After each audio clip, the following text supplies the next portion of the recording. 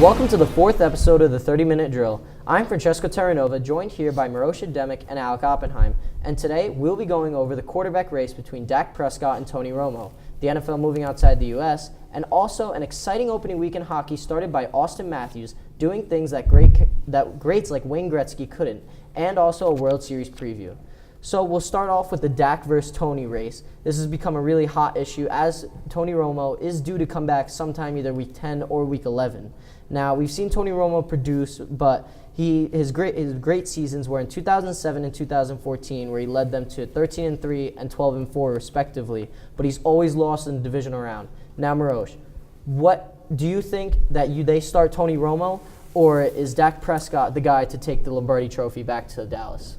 All right, so I'm going to preface this by saying no disrespect to Tony Romo, because obviously you can't deny regular season success, 13-3 and a 12-4 season in 2007 and 2014 respectively, 2 years in particular. And obviously with his regular season numbers, he deserves a potential Hall of Fame look at the end of his career. You could obviously acknowledge he's a good quarterback. That being said, in the postseason, you can't ignore, it's always been, the jokes on the internet have always been Tony Romo related. The guy chokes. He gets injured in opportune times, opportune moments. I mean, you can't help it. This year into the season, after coming back from the previous injury, what was it, shoulder? Yeah, I think the last thing was his shoulder. Coming back immediately this year, and I think tearing his ACL, was it? Something. It's been all over the place with Tony Romo. The list goes on and on. Head to toe. Yeah. So, I mean, if Dak Prescott right now is in a good situation bringing the Cowboys to a successful position, and you know that Tony Romo's only questionable moments in his career come towards the tail ends of seasons, I just don't see why not ride Dak Prescott until Tony Romo becomes the best option. Yeah, actually, another guy who has been in a similar situation as Romo, Drew Bledsoe, who got injured back in the 2001 season, lost his spot to Tom Brady, and he had this to say: "Eventually you learn the lesson that it's a replacement business. Sometimes that hits you right between the eyes, which is what happened to me with Tom Brady, and again with Tony. It happens to all of us, and I don't know if it's time for Tony, but it's something that every quarterback has to confront." Drew Bledsoe had to do that, tried doing other stints with other teams, didn't work out, and his career eventually ended. This could be something that could happen to Tony Romo, but Alec, how do you sit a guy who has led a team to 5-1, something they've only seen twice as for the entire century? I mean, you really can't bench someone like that. They've had their best start to the season in years. I mean, Tony Romo, he's a good quarterback. He's played with them for over a decade. He's really done as much as he can. I mean, I don't really think he's the kind of quarterback that can lead you to a championship. Dak, I think, can. He's calm in the pocket. He can run the ball. He can make those throws, and he doesn't choke like Tony does. And Tony gets hurt at least every. No love lost over there. Tony gets hurt. He's gotten hurt so many years, and I don't think that's going to happen to Dak. He's young, and he can really explore new things with this offense. Yeah, and a great record that he broke earlier in the year was consecutive completions, not consecutive, but completions without an interception, breaking Tom Brady's record, setting it at 176. Really a great stat from Dak Prescott. Shows, like you said, calm in the pocket and a high football IQ. This competition between Romo and Prescott should be interesting come week 10 or 11 when Romo is eligible. When we come back, we're going to go over our thoughts on the NFL gradually moving outside the U.S. For more information on advertising on Wayne Hills TV, contact Mr. Hookstraight at jhookstraight@wayneschools.com. The NFL is trying to make a major push to disperse games throughout the world, and the first place they've gone to is London, where they've had over 80,000 fans show up. A lot of people, including Forbes, is saying that the NFL won't last for many reasons, even going as far as to say football that is in fact misleading and bad advertising. So, Maros, your thoughts on the NFL moving outside the U.S.? I personally am for it, but there's a lot of skeptics out there. So, I mean, there's obviously reasons that you can't just ignore. You got to acknowledge that they're, good, solid points, because people don't like change, realistically. And, I mean, football in Europe would be uncomfortable to some fans. So, I mean, and from a practical standpoint, it's hard to sell to coaches. They want their players rested.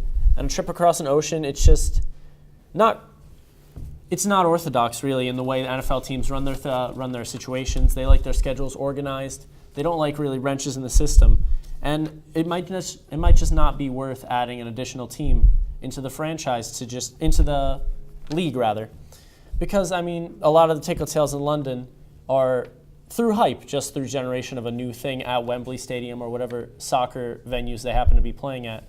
And economically, hype doesn't really last. So I don't know if it could be the best decision financially. Now, Alec, Maros brings up a lot of great points, but you wish to argue that this would be beneficial to the league. What are your points? I mean, I completely disagree. I mean, I think it's great that they're expanding across the country, across the entire world, moving to Europe and to Mexico. I mean, it's so much better because like they've been in the U.S. for so many years and they can make so much more money now, expand their market, moving to like Germany and China. There's actually a game being played in China in 2018, and as you said, teams don't want to play. That's not true. The Rams said they would be okay with having a home game in China, and Denver also said they'd be okay with it in Germany or China too as well. And I think it would make with them adding more teams in the league, I think it would make the playoff race a lot more interesting because with the same teams over and over again, it gets a little boring. Yeah, I completely agree with the postseason picture for the NFL, adding more teams to the overall standings. If we could see those two graphics for the Giants and Rams, they just played last week in London, and actually one of the comments from one of the commentators was that they're supposed to arrive 2 days before, but it looks like the Giants arrived 2 hours before the game, which I thought was pretty funny. And also the Bengals versus Redskins game, which will be happening this week, also in London. So that should be a very interesting game for the two. So moving on, NHL starting off, stay tuned opening week in the NHL and a final week in the MLB. This broadcast is brought to you in part by Positano Pizza, the finest Italian cuisine and pizzeria. Show us your Wayne Hill student ID to get 2 slices of pizza or a bowl of pasta, plus a drink for only $5. The NHL started off with a bang with Austin Matthews' huge 4-goal game. Let's jump right in it. Maros, what are your thoughts on not only this game, but the entire first week of the NHL season? In addition to the absolute bang Austin Matthews made in his first game in the NHL, 4 goals, unprecedented, you have Connor McDavid who, much to the surprise of some people, or rather, to the ones who's expected it, are probably reaping the Connor McDavid hype benefits right now. Because he's proving a lot of people wrong. After that injury early in his rookie year, naturally people started to doubt whether those fantastic junior numbers would transition to superstar level hockey, stuff like we've seen from guys like Sidney Crosby or Alex Ovechkin. But so far with his start, he's been obviously made the Oilers into a playoff contender right off the start. He's been producing in assists and goals categories. He's been lighting up the league at the start. So you can never give up because obviously Connor McDavid's been determined to come back after his injury and has made the NHL a better place. Yeah, and Alec, Austin Matthews doing a fantastic job doing things that hockey legends just haven't done. Even like Gretzky has never done this, a 4-goal game to open up your career. What are your thoughts? I think Austin Matthews is going to be one of the greats. You're going to be good when you start your first game, 4 goals. I know it wasn't enough for the Maple Leafs to win the game, but I still think Sits Toronto Maple Leafs as a team.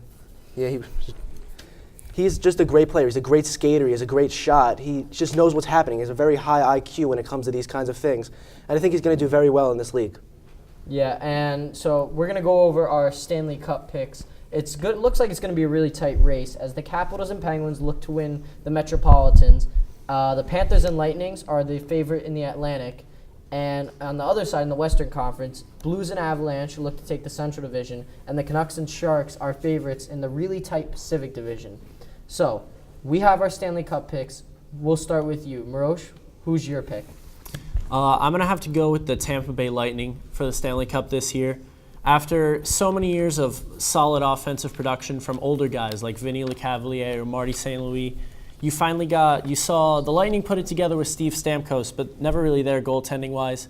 I feel like now with Ben Bishop, or really just overall as defensively with Victor Hedman as well, the Tampa Bay Lightning are just primed for success at every position, and their time is now after flirting with finals appearances, Stanley Cup finals appearances.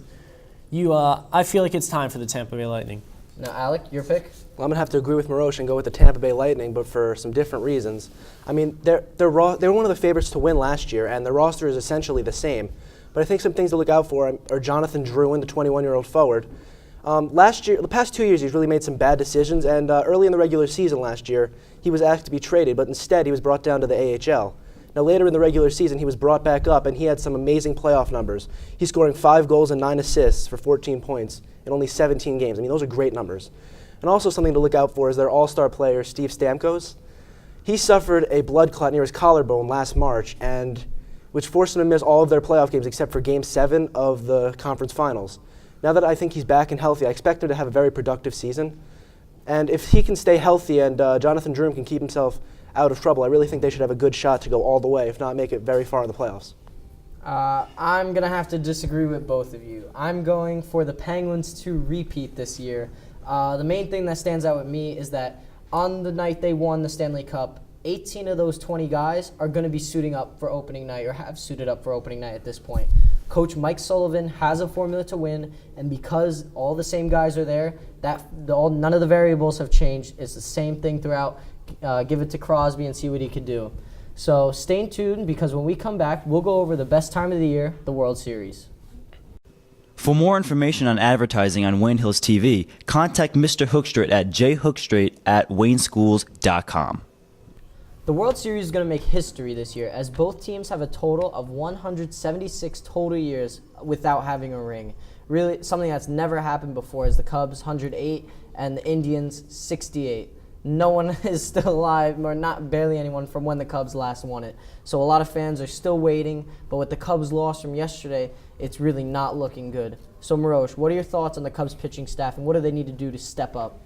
I think the Cubs they didn't do themselves any favors with yesterday's 6-0. I'd come close to call it a blowout loss. But I don't think they have anything to worry about here. All postseason, they've been going in with the mentality that they have the deepest pitching roster on this team, and they will ride that defensive wave into success, really. And, with consistent pitching staff, I say it every single time on this show, you live by the bat, you die by the bat. So guys like Roberto Perez, who yesterday hit those 2 home runs, you can't count on that every single game. But offense wins games, defense wins championships. And I feel like it's a cliche, but in this situation, holds true. I feel like the Chicago Cubs have a good chance to win the World Series. Yeah, John Lester, though, has been the most consistent pitcher of our time in the postseason with 21 innings pitched and a .86 ERA. But last night allowed 3 crucial runs, and then it eventually became a slight blowout, 6-0 win for the Cleveland Indians. Alec, what are your thoughts on this World Series so far? I don't really agree with what Maros is saying, how they've been consistent. Their pitching staff has been consistent the whole year, but everything up to this point doesn't matter. It's what's going on the next week or so, because that's all that matters. They've gotten here. Now they have to actually finish and win the World Series. It doesn't matter what got them here, but they're here and they need to win. I don't know if they could pull it through and win in the first time for about 108 years. I mean, Roberto Perez, 2 home runs. I don't think that's going to really happen again because he's not really consistent with those kinds of things. But I think a player to look out for is Jose Ramirez. I mean, he's a very fast player. He gets on base a lot. He's a contact hitter. He can beat out those infield he can get a lot of infield singles, and he do what he has to do to get on base. Yeah, we saw him do that last night, drive in a run. I believe it was Mike Napoli who scored because of it. So the Indians being really productive. Another interesting thing is that most recently the World Series home field advantage is now being decided by the All-Star game. And this year, the AL won. Actually, Corey Kluber got the win in the All-Star game. And now the Indians have home field advantage. And they were the best team at home besides the Rangers in the MLB. And now 71% of teams who have home field advantage win a 7-game series. And being a game down for the Cubs, it's definitely not looking good for them, as the Indians do expect Corey Kluber to pitch Game 4 and 7, and then with guys like Andrew Miller, Cody Allen, who have been lights out this postseason, it's definitely shaky for the Cubs, especially since their bullpen on the other side of the field with Hector Rodon has been really shaky. Pedro Strop, who was supposed to be really good, a consistent guy they could rely on in the middle innings, really hasn't been showing his potential. They also have a shutdown guy like Aroldis Chapman, though. Yeah, but it's worthless if you can never get a lead before then. Their offense was shut down by Kluber. Kluber doing something that has never been done in a very long time. Actually, no, ever. 8 strikeouts within the first 3 innings in a World Series. Definitely a lot of great things coming out of the Indians, and I think the Cubs need to do what they did against the Dodgers in the NLCS. They need to come back from this deficit like they were 2-1, and they need to show that their offense is back, that they're still there, and they need to really do something early on because I think they do need a lead when they go back home. They can't go home without a deficit. So, thank you for watching this installment of the 30-minute drill. I'm Francesco Terranova alongside Alec, Oppenheim, and Maros, Ademac, saying have a great day, and we'll see you in the next episode.